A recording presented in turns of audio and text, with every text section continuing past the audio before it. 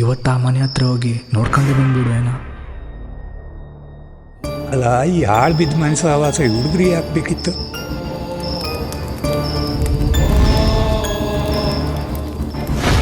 ಬಾವಿ ಕಟ್ಟಿದ್ರು ಮಾತ್ರ ಹೋಗಬೇಡ.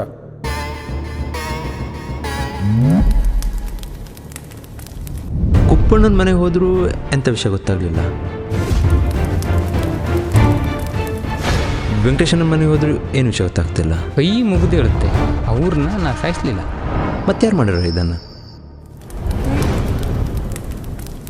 ಅವ್ರು 4 ಜನರ ತಲೆಗೆ ಕಟ್ಕ ಬೊಜ್ಜ ಮಾಡ್ಕೊಳ್ಳು. ಅದಕ್ಕೆ ಎಷ್ಟು ಖರ್ಚಾದರೂ ಪರವಾಗಿಲ್ಲ, ನಾ ಕೊಡ್ತೆ. ಇದು ಕೊಲೆನಾ